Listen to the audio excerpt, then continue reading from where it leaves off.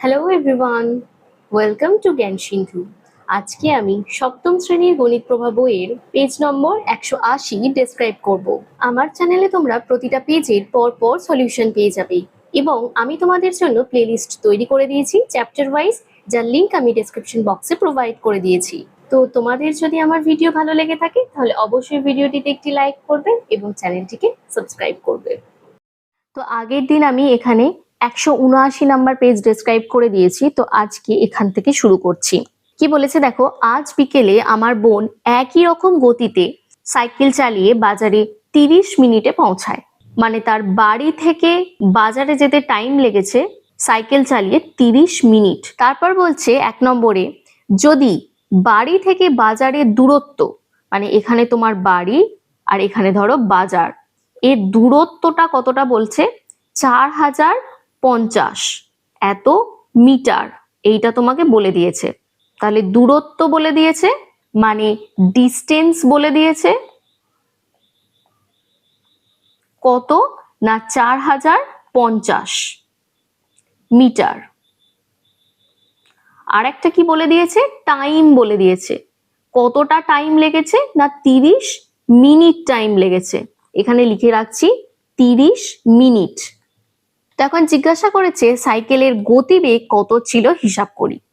এখন দেখো, তোমাকে যখন গতিবেগ বার করতে বলেছে তুমি কি করবে, 1 মিনিট অথবা 1 ঘন্টা এইগুলোর কিন্তু হিসাব করে নেবে। মানে 1 ঘন্টায় বা 1 মিনিটে কতটা পথ অতিক্রম করছে সেইটা বার করে নেবে। কিন্তু তুমি 1 মিনিট না 1 ঘন্টা নেবে সেটা তুমি কি করে বুঝবে? এখানে তোমাকে কি একক দিয়েছে সেটা তোমায় দেখে নিতে হবে। এখানে দেখো 30 মিনিট লিখেছে, তাহলে তোমাকে কি করতে হবে না 1 মিনিট নিয়ে নিতে হবে। তাহলে প্রথমে দেখো 30 মিনিটে কতটা পথ অতিক্রম করেছে বলে দিয়েছে, এই ডেটাটা আমাদের কাছে আছে প্রথম থেকেই। আর গতিবেগ বার করতে বলেছে বলে আমি এখানে কি লিখছি না 1 মিনিটে বার করে নিচ্ছি। এটা আমি 1 ঘন্টারও বার করতে পারতাম। যদি আমি 1 ঘন্টা বার করতাম তাহলে সেক্ষেত্রে আমি কি করতাম না 60 লিখে নিতাম, 60 মিনিটে। কারণ এইখানে তো আমায় মিনিট দিয়ে দিয়েছে, তাই আমাকে সবসময় মিনিটে কনভার্ট করে লিখতে হবে। তো 1 মিনিটে কতটা পথ অতিক্রম করছে সেইটা আমাকে বার করে নিতে হবে। এখন সময়ের সাথে অতিক্রান্ত দূরত্বের কিন্তু সরল সম্পর্ক, কারণ আমরা জানি এই সময়ে মানে 30 মিনিটে এতটা পথ যখন অতিক্রম করেছি, যদি আমি 1 মিনিট সময় নিই সেক্ষেত্রে আমি অনেকটা কম দূরত্ব অতিক্রম করতে পারবো। আবার দেখো, যদি আমি বেশি সময় নিই, মানে 30 মিনিটের জায়গায় যদি আমায় 60 মিনিট দিয়ে দেয়, তাহলে আমি কি করব না বেশি দূরত্ব অতিক্রম করতে পারবো। তাহলে সময়ের সাথে সাথে যদি অতিক্রান্ত দূরত্ব বাড়ে, মানে সময় বাড়ার সাথে সাথে যদি অতিক্রান্ত দূরত্ব বাড়ে বা সময় কমার সাথে সাথে যদি অতিক্রান্ত দূরত্ব কমে, তাহলে সেই ক্ষেত্রে আমি কি বলবো, সময়ের সাথে অতিক্রান্ত দূরত্বের কি না সরল সম্পর্ক। আর যখনই সম্পর্কটা সরল হবে কি করবে না এই কোনাকুনি জিনিসটাকে গুণ করে দেবে, মানে কোনাকুনি নাম্বারটা। তাহলে কোনাকুনি মানে হচ্ছে 1 গুণ, এখানে হচ্ছে 4050 গুণ করে নিলাম। আর কি করবে, এইখানে প্রথমে যেটা থাকবে সেইটা দিয়ে ভাগ করে নেবে। তাহলে আমি নিচেতে লিখে দিলাম 30। তো এইখানে আমার কি হচ্ছে, এইটার একক যেটা সেটা হচ্ছে মিনিট, আর এইখানের যে একক সেটাও হচ্ছে মিনিট। তাহলে এই মিনিট আর এই মিনিট কি হচ্ছে, কেটে যাচ্ছে। তো এইখানে যেটা রয়েছে সেইটার একক হচ্ছে দেখো মিটার। তাহলে শুধু পড়ে থাকছে কে, মিটারটা। তার মানে এখানে আমি যেটা পাচ্ছি সেটা হচ্ছে অ্যাকচুয়ালি দূরত্ব। তো দূরত্বটা কত বেরোচ্ছে, এখানে যদি কাটাকুটি করি এটা বেরোবে দেখবে 135। আমি এইখানটা দেখেই বলে দিচ্ছি। তো এই দূরত্বটা বেরোলো এত মিটার। এবার হিসাব করে আমি কি দেখেছি, 1 মিনিটে কতটা পথ অতিক্রম করছে, সেই জন্য এই যে দূরত্বটা বেরিয়েছে সেটাই হচ্ছে অ্যাকচুয়ালি কি না গতিবেগ। কারণ আমরা জানি গতিবেগ সমান অতিক্রান্ত দূরত্ব বাই সময়। এখন দূরত্ব কি বেরিয়েছে বললাম 135, আর নিচেটা আমার কিন্তু 1 হয়ে গেছে, কারণ এখানে 1 মিনিট নিয়েছি। তো গতিবেগের সংজ্ঞায় আমরা কি পড়েছিলাম না, যদি আমার সময়টা কোনো রকম ভাবে 1 হয়ে যায়, মানে একক সময়ে আমি যতটা দূরত্ব অতিক্রম করব, সেই দূরত্বটাই কি হবে না আমার গতিবেগ হবে। কারণ নিচে 1 লেখা মানে আমরা জানি সেটার কোনো মানে হয় না। তার মানে এখানে দাঁড়াচ্ছে অ্যাকচুয়ালি গতিবেগ মানে হচ্ছে 135। তুমি 35/1 কে লিখতে পারো 135। সেই জন্য এখানে হচ্ছে কি না একক সময়ে আমি যতটা পথ অতিক্রম করছি বা যতটা দূরত্ব অতিক্রম করছি সেটা কি আমার কি বলা হচ্ছে না গতিবেগ বলা হচ্ছে। এখানে হচ্ছে গতিবেগ। দেখো ব্যাপারটা ক্লিয়ার হয়েছে কিনা। তো দেখে নাও বাকিটাই কি বলেছে। বলছে 30 মিনিটে যায় এত মিটার, এই যেটা এতক্ষণ বোঝালাম। 1 মিনিটে যায়, দেখো ওপরে যেটা আছে সেইটা দিয়েই কিন্তু এখানে ভাগ করেছে। তো কাটাকুটি করে কত বেরিয়েছে 135 মিটার। তো যেটা বেরিয়েছে সেটাই হবে কি না আমার গতিবেগ হয়ে যাবে। তাহলে গতিবেগ লেখার সময় আমি এককটা কি দিলাম না মিটার পার মিনিট, মানে প্রতি মিনিটে সে এত মিটার পথ অতিক্রম করে থাকে। তো এইখানে আর একটা অন্যভাবে দিয়েছে। এইগুলোর ক্ষেত্রে যখন তুমি চতুর্থ পদ বার করবে কি করবে না মাঝের দুটোকে গুণ করে দেবে, মধ্য পদ দুটোকে গুণ করে দেবে। আর এখানে পড়ে থাকার মতন রয়েছে এই দুটো পদ, তাহলে একটা পদ নেই, সেই যে পদটা পড়ে আছে সেই পদটা দিয়ে তোমরা ভাগ করে দেবে।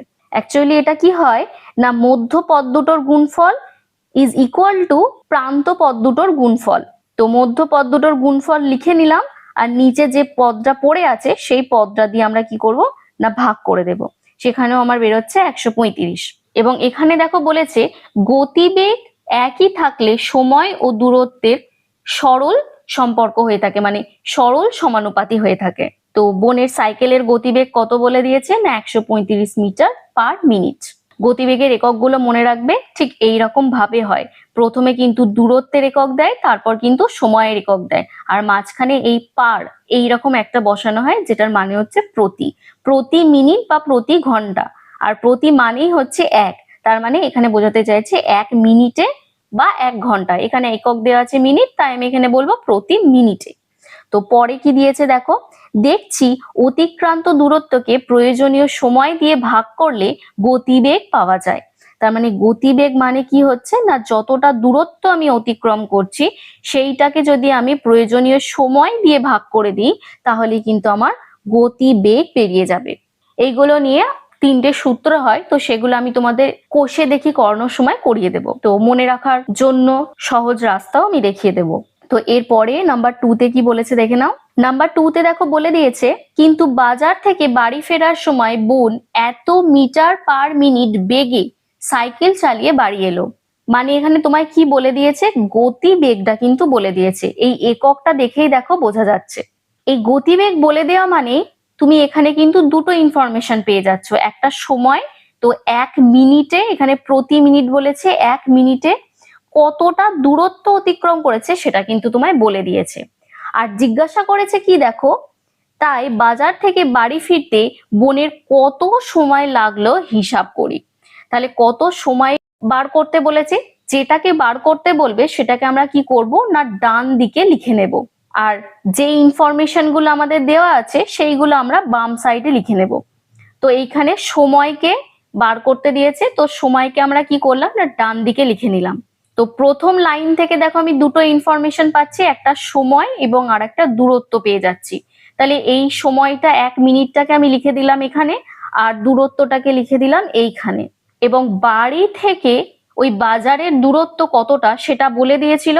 সেটা কত বলেছিল না 4050 বলে দিয়েছিল। তার মানে দূরত্ব আমার আবার আর একটা বলে দিয়েছে। তাহলে এই দূরত্বটায় কতটা সময় লাগলো এখানে জিজ্ঞাসা করেছে। দূরত্ব যদি কম থাকে সময় আমার কম লাগবে, দূরত্ব যদি আমার বেড়ে যায় তাহলে সময় আমার বেশি লাগবে। দূরত্ব বাড়ার সাথে সাথে যখন সময় আমার বাড়ছে এবং দূরত্ব কমার সাথে সাথে যখন সময় আমার কমছে, তার মানে এটাকে কি বলতে হবে, এটাও সরল সম্পর্কে আছে। তার মানে এইটার সাথে এটাকে আমি গুণ করব, আর এইটা দিয়ে আমি কি করব না ভাগ করব। তাহলে কি লিখবো 4050 গুণ 1, আর নিচেতে আমি দিয়ে দিলাম 150। দেখো এবার এটাকে কাটাকুটি করলেই আমরা পেয়ে যাব কতটা সময় এখানে লেগেছিল। দেখো ক্লিয়ার হয়েছে কিনা। তো তো বাকিটা পরের পেজে পরের দিন ডেসক্রাইব করব। তো আজকের জন্য এইটুকুই, দেখা হচ্ছে নেক্সট ক্লাসে।